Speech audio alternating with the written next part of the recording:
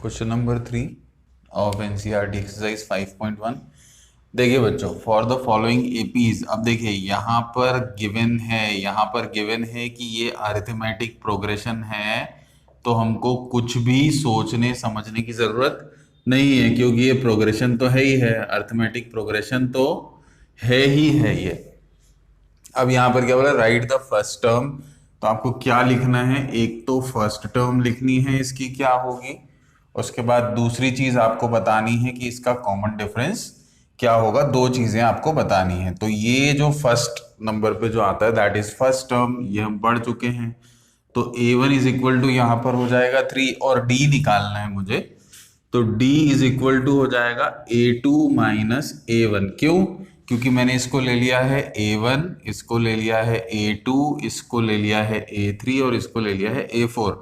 तो मेरा first term जो है वो क्या है, a1 है, और सेकंड टर्म जो है वो क्या है, a2 है। तो a2 माइनस a1 हो जाएगा। तो d is equal to a2 minus a1 क्या है, 3 है, तो 1 माइनस 3 हो जाएगा। तो d इज इक्वल टू क्या आ गया, -2। This is the solution of first one. Second part देखें, यहां भी हम वही प्रोसेस फॉलो करने वाले हैं। ये a1 हो जाएगा, ये a2 हो जाएगा, बाकी यहां हमको जाने की कोई जरूरत नहीं है। तो ये सेकेंड वाला जो है इसमें हो जाएगा a1 इज इक्वल टू, इस वाले सीक्वेंस में a1 is equal to -5। Now we have to find d। क्या फाइंड करना है, d फाइंड करना है। तो d हो जाएगा a2 माइनस a1। a2 है यहाँ पर -1, a2 है यहाँ पर -1। अब यहाँ पर -5 है, तो कई बार बच्चों को कंफ्यूजन हो जाता है कि ये नेगेटिव साइन लगाना है या नहीं लगाना। देखिए ये नेगेटिव साइन जो है ये तो एग्जिस्ट करेगा ही करेगा।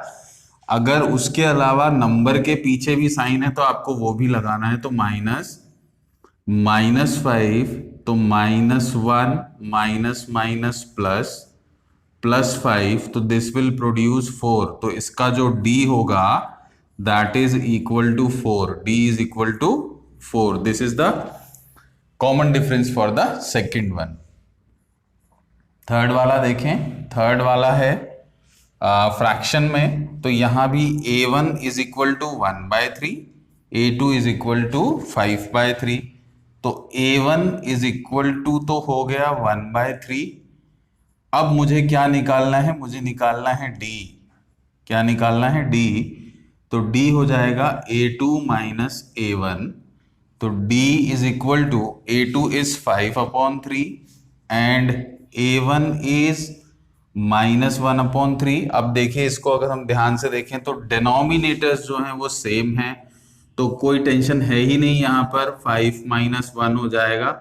तो योर आंसर इज 4/3। तो यहां पर d जो है वो 4/3 आ जाएगा। फोर्थ वाले पार्ट को मैं यहीं कर देता हूं। देखिए 0.6, a1 जो है वो हो गया 0.6। d निकालना है तो ये a2 हो जाएगा, ये a1 हो जाएगा। तो a2 minus a1 is equal to क्या हो जाएगा, d। तो a2 is 2.8 minus a1 is 1.7। अगर आप इन दोनों को माइनस करेंगे तो आपका रिजल्ट आएगा 1.1। This is the solution of question number 2। अगर आप कॉपी डाउन करना चाहें तो वीडियो पॉज करके कॉपी डाउन कर सकते हैं। Question number 4 of exercise 5.1। अब देखिए पिछला वाला जो क्वेश्चन था उसमें हम लोगों को पता था कि गिवन जो सीक्वेंस है it is in the form of AP. लेकिन यहां पर देखिए क्या पूछा है उन्होंने, which of the following are APs. मतलब सबसे पहले तो आपको ये बताना है कि ये एपी है या नहीं है। तो सबसे पहले आपको ये चेक करना पड़ेगा कि it is in the form of AP और नॉट, अर्थमेटिक प्रोग्रेशन है या नहीं है।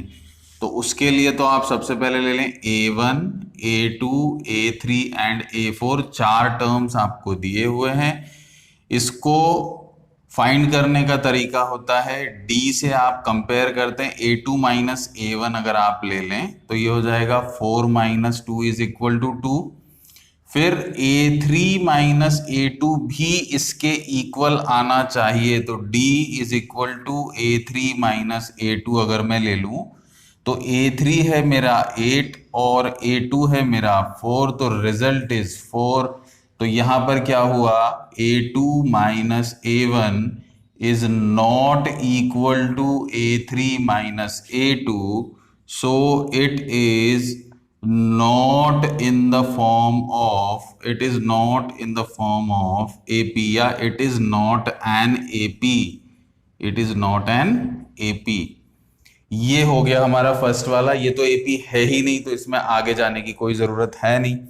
अब सेकंड वाला देख लीजिए, सेकंड वाले में है A1 is equal to 2, A2 is 5/2, A3 is 3 and A4 is 7/2। तो सबसे पहले आप क्या करें, अगेन A2 माइनस A1 जो है वो किसके इक्वल होना चाहिए, A2 minus A1 A3 minus A2 के इक्वल होना चाहिए, और A3 minus A2 A4 minus A3 के इक्वल होना चाहिए। तो A2 माइनस A1 मतलब 5/2 minus 2 should be equal to 3 minus 5/2 should be equal to 7/2 minus 3। तो यहां पर हो जाएगा 5 minus 4/2, तो दिस विल प्रोड्यूस 1/2। उसके बाद यहाँ 2 3 जा 6 हो जाएगा, तो 6 minus 5/2 this will also produce 1/2।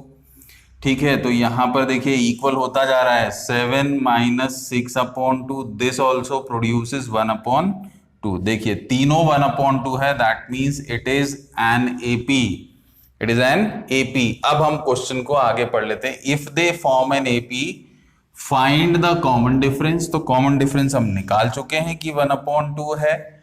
उसके बाद आपको लिखना है एंड राइट 3 मोर टर्म्स, इसके बाद वाले 3 टर्म्स और लिखने हैं।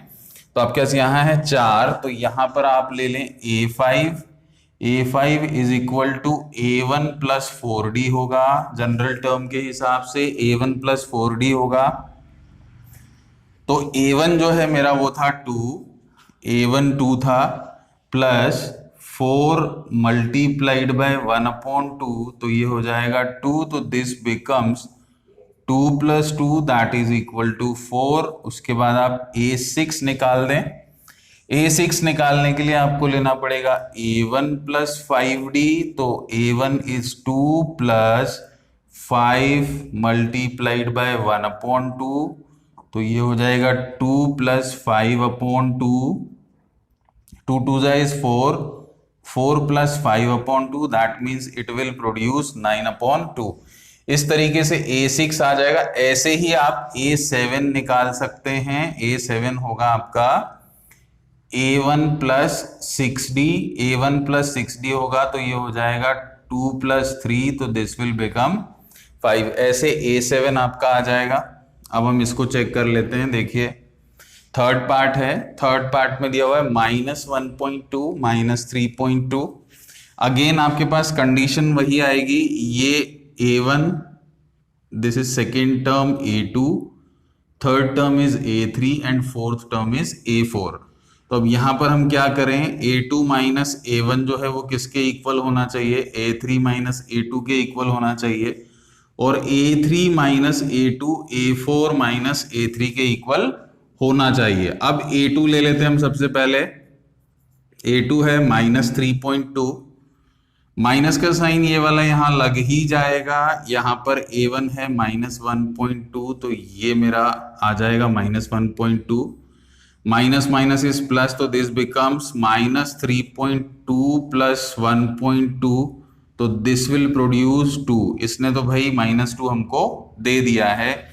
अब A3 माइनस A2 में निकालता हूं, तो A3 है -5.2 माइनस A2 इज -3.2, तो यहां पर आपके पास रिजल्ट आ जाता है again minus minus plus, -5.2 plus 3.2, तो दिस विल प्रोड्यूस अगेन -2। देखिए ये दोनों कॉमन डिफरेंस जो है ये इक्वल हो गए हैं। अब A4 माइनस A3 और निकालना है हमको, तो A4 इज -7.2। समझ आ रहा है ना बच्चों, बिल्कुल आ रहा है सर। -7.2 माइनस -5.2, तो -7.2 प्लस 5.2, दिस ऑल्सो प्रोड्यूसेस -2। तो इसका कॉमन डिफरेंस जो है वो इक्वल आ गया है। यहां पर भी आपके पास 4 टर्म्स थे, तो आप A5 जो है उसको निकाल लें।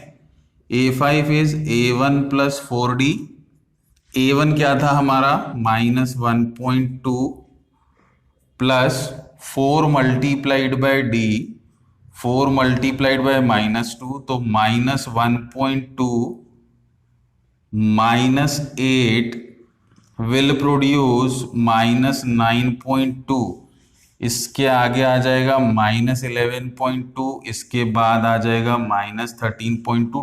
2 जो है उसको आप ऐड करते चले जाएंगे तो आपके जो बाकी टर्म्स हैं वो भी आ जाएंगे। A6 भी आ जाएगा, A7 भी आ जाएगा। एक तो ये पूरा प्रोसेस आप करें।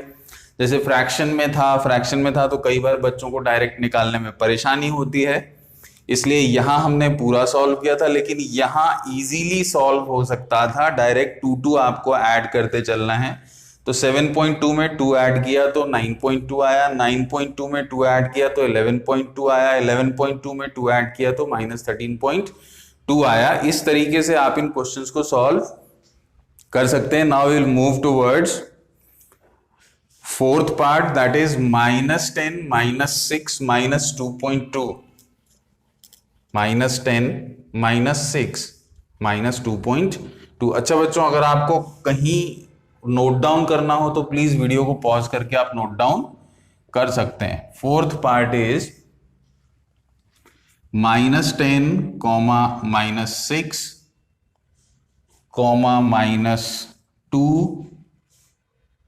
-2, अप टू इन्फिनिटी। अब देखिए यहां पर पहला टर्म जो है वो है -10। माई फर्स्ट टर्म इज -10, तो हम इसको ले लेते हैं। -10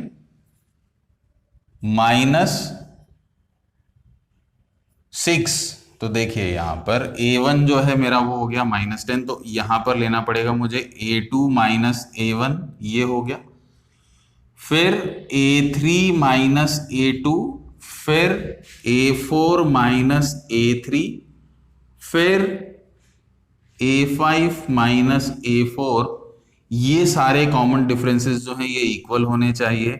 तो ये हो जाएगा -6 -10 इज इक्वल टू होना चाहिए A3 -A2 के। तो पहले हम इसको सॉल्व कर लेते हैं। तो यहां पर हमारे पास रिजल्ट आ जाएगा -6 + 10, -6 + 10 विल प्रोड्यूस 4। अब हम निकाल लेते हैं A3 -A2। A3 जो है मेरा वो है -2, A2 जो है मेरा वो है -6, -2 -6 -is प्लस, तो दिस बिकम्स -2 + 6, तो दिस विल अगेन प्रोड्यूस 4। देखिए ये दोनों इक्वल हो गए हैं। अब इन दोनों को चेक कर लेते हैं। इन दोनों को जब आप चेक करेंगे तो आपके पास क्या आएगा, आपके पास आएगा 2 -2, A4 -A3, A4 -A3, तो दिस विल बिकम 2 + 2। यहां पर वापस 4 आ गया है हमारे पास। तो देखिए कॉमन डिफरेंस जो है वो सबका इक्वल है, that means it is in AP। तो अब आप इस सीरीज को आगे बढ़ा सकते हैं। 3 टर्म्स और निकालने हैं आपको। तो अगला टर्म निकालने के लिए ये 2 है, इसका कॉमन डिफरेंस आ गया है 4, तो 2 + 4 will produce 6, then 6 + 4 will produce 10, then 10 + 4 will produce 14। इस तरीके से आप इसको फाइंड आउट कर सकते हैं। इसके बाद हम चलते हैं फिफ्थ पार्ट की तरफ। फिफ्थ पार्ट जो है वो इर्रेशनल और रैशनल दोनों नंबर्स हमको वहां पर दिखाई दे रहे हैं।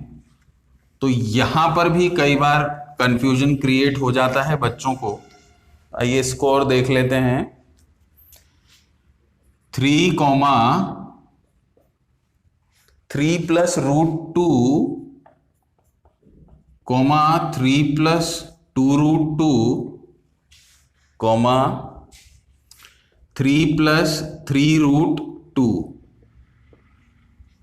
वैसे तो ये हमने 9th में पढ़ रखा है, इसमें इतनी प्रॉब्लम होनी नहीं चाहिए, पर फिर भी हम एक बार देख लेते हैं। देखिए a2 माइनस a1 है, तो ये हो जाएगा 3 प्लस √2 माइनस 3, तो दिस विल प्रोड्यूस √2। ये देखिए ये a2 माइनस a1 की वैल्यू जो d आ रहा है यहाँ पर वो √2 आ रहा है।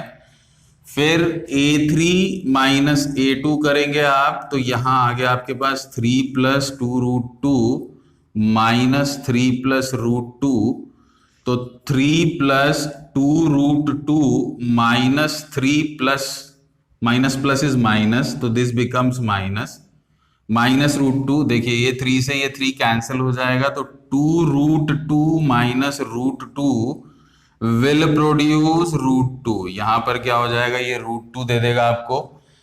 अब हम इसको ले लेते हैं, तो ये हो जाएगा हमारा 3 प्लस 3√2 माइनस 3 प्लस 2√2। अब आप इसको ओपन कर लें तो ये हो गया 3 प्लस 3√2 माइनस 3 माइनस 2√2, ये तो हो गया कैंसिल। 3√2 माइनस 2√2, तो दिस विल प्रोड्यूस √2। देखिए तीनों का कॉमन डिफरेंस जो है वो इक्वल है। तो अब आप यहां से अगर सीक्वेंस को पकड़ेंगे तो आपको समझ में आ जाएगा। देखिए पहले √2 था, फिर 2√2 था, फिर 3√2 था, तो अब 3 के बाद क्या आना चाहिए, 4। तो ये क्या हो जाएगा 3 प्लस 4√2, अगला टर्म 3 प्लस 5√2, उसके बाद वाला टर्म 3 प्लस 6√2, उसके बाद वाला टर्म। इस तरीके से आपके आने वाले आगे के 3 टर्म्स भी और आ जाएंगे। इस तरीके से हम इन क्वेश्चंस को सॉल्व कर सकते हैं। अगर आपको यहां कोई डाउट आता है आगे के क्वेश्चंस में, तो आप मुझसे पूछ सकते हैं कमेंट बॉक्स में कमेंट करके। थैंक यू बच्चों। In the next video we will discuss about the last term of the AP और the formula of last term which is used in exercise 5.2.